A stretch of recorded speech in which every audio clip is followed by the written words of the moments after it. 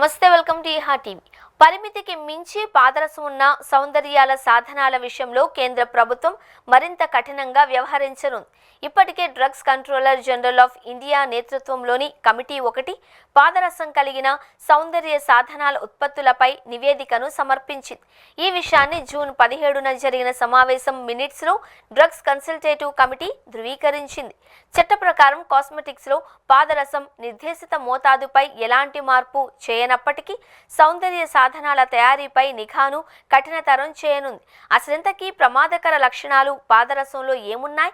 ఇంతకు దాన్ని సౌందర్య సంబంధ ఉత్పత్తులలో ఎందుకు వాడతారు? భారత్లో కాస్మెటిక్స్ అన్నది సుమారు $20 బిలియన్ విలువైన వ్యాపారం. అమ్మకాల పరంగా ప్రపంచంలో 4వ అతిపెద్ద మార్కెట్ మనది. చాలా సౌందర్య సాధనాలలో స్వల్ప స్థాయిల్లో పాదరసం వినియోగిస్తారు. అయితే పాదరసం మానవ ఆరోగ్యాన్ని, పర్యావరణాన్ని రెండింటిని ప్రభావితం చేసే విషపూరిత మూలకం. అందుకే కాస్మెటిక్స్ తయారీలో ఈ లోహం వాడకాన్ని తగ్గించేలా కేంద్ర ప్రభుత్వం ఇప్పటికే చర్యలు చేపట్టింది. పాదరస సమ్మేళనాల హానికర ప్రభావాల నుండి మానవాళిని, పర్యావరణాన్ని పరిరక్షించే లక్ష్యంతో 2013లో జపాన్ వేదికగా మినామాటా కన్వెన్షన్ మినీమాటా అంతర్జాతీయ ఒప్పందం కుదిరింది.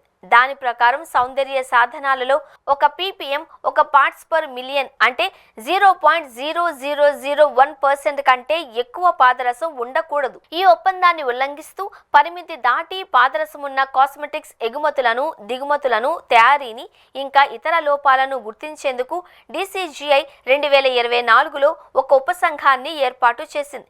మన దేశంలోని ప్రస్తుత కాస్మెటిక్స్ చట్టం మినామాటా కన్వెన్షన్ ఒప్పందానికి లోబడే ఉంది అని ఆ ఉపసంఘం నివేదిక పరిశీలించిన DCC స్పష్టం చేసింది. మన దేశం పాదరసం విషయంలో దిగుమతులపైనే ఆధారపడుతోంది. ప్రపంచ బ్యాంకు లెక్కల ప్రకారం 2023లో మన దేశం $32.77 లక్షల విలువైన 73,085 కిలోల పాదరసం దిగుమతి చేసుకుంది. మనకు ఎగుమతి చేసే ప్రధాన దేశాలు Peru, Thailand, Japan, Germany, UK. మన దేశ నిబంధనల ప్రకారం కంటి ప్రాంతంలో ఉపయోగించే సౌందర్య ఉత్పత్తులలో కలిపే పాదరసం స్థాయి 70 ppmలకు అంటే 0.007% మించకూడదు. ఇతర సౌందర్య సాధనాలలో ఇది 1 ppmను దాటకూడదు. Drug controller general of India ఏర్పాటు చేసిన సిఫార్సుల కమిటీకి చైర్మన్గా ఢిల్లీలోని రామ్ మనోహర్ లోహియా ఆసుపత్రి డెర్మటాలజీ విభాగం ప్రొఫెసర్ SN భట్టాచార్య, సభ్యులుగా ఫార్మాకాలజీ, టాక్సికాలజీ విభాగాల వైద్య నిపుణులు, bureau of Indian standards, central drug standards control organisation అధికారులు, పర్యావరణ మంత్రిత్వ శాఖకు చెందిన వారు ఉన్నారు. పాదరసాన్ని సాధారణంగా చర్మాన్ని తెల్లగా చేసే ఉత్పత్తుల్లో వాడతారు.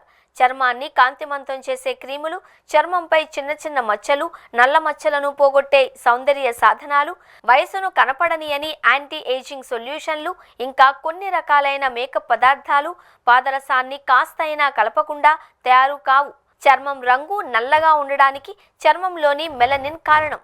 పాదరసం ఆ మెలనిన్ ఉత్పత్తిని తగ్గిస్తుంది, తద్వారా నల్లదనం తగ్గుతుంది. అలాగే పాదరసం కొన్ని రకాల బ్యాక్టీరియా, ఫంగస్లను చంపగలదు. కొన్ని సౌందర్య సాధనాలలో సంరక్షణకారిగాను ఉపయోగపడుతుంది. ప్రపంచ ఆరోగ్య సంస్థ పాదరసాన్ని అత్యంత ప్రమాదకరమైన టాప్ 10 రసాయనాల జాబితాలో చేర్చింది. పాదరసం కలిసి ఉన్న కాస్మెటిక్స్ను దీర్ఘకాలం వాడకం వలన మూత్రపిండాలు దెబ్బతినే ప్రమాదం ఉంది. ముఖ్యంగా గర్భిణులు, బాలింతలు, చిన్నపిల్లలు పాదరసం విషయంలో చాలా జాగ్రత్తగా ఉండాలి. పాదరసం వల్ల అనేక అనారోగ్య సమస్యలు తలెత్తే ప్రమాదం ఉంటుంది. ఒంటి మీద దద్దుర్లు, రంగు పోవడం, జీర్ణ సంబంధమైనవి, వ్యాధి నిరోధక శక్తి తగ్గడం, ఆందోళన, ఒత్తిడి, నాడీ సంబంధమైనవి, జ్ఞాపకశక్తి సమస్యలు, భావోద్వేగాలలో అనూహ్యమైన మార్పులు. పాదరస ఉద్గారాలు 1960తో పోలిస్తే 2021లో 3.3 రెట్లు పెరిగాయి. మొత్తం ఉద్గారాలలో చైనా, భారత్, ఇండోనేషియా, పెరు, బ్రెజిల్ల వాటా దాదాపు 50%. ప్రపంచంలో అత్యధిక పాదరస కాలుష్యానికి కారణమవుతున్న దేశం చైనా. ఆ తరువాతి స్థానంలో మన దేశం ఉంది. బంగారు ఆభరణాల తయారీలో, బంగారం తవ్వకాలు వంటి వాటిలో పాదరసాన్ని విరివిగా వినియోగిస్తారు. కొన్ని రకాల పరిశ్రమలు సిమెంటు తయారీ, ఈ వేస్ట్ వంటి చెత్తను కాల్చడం, బొగ్గును కాల్చడం, ఇలా పాదరసం అనేక కారణాల వల్ల వాతావరణంలోకి చేరుతోంది. మనం కొనే ఉత్పత్తుల్లో మెర్క్యూరస్ క్లోరైడ్, క్యులోమెల్, మెర్క్యూరిక్ అయోడైడ్ అనే పేర్లు ఉంటే జాగ్రత్త పడండి, ఎందుకంటే ఇవన్నీ పాదరస సంబంధమైనవే.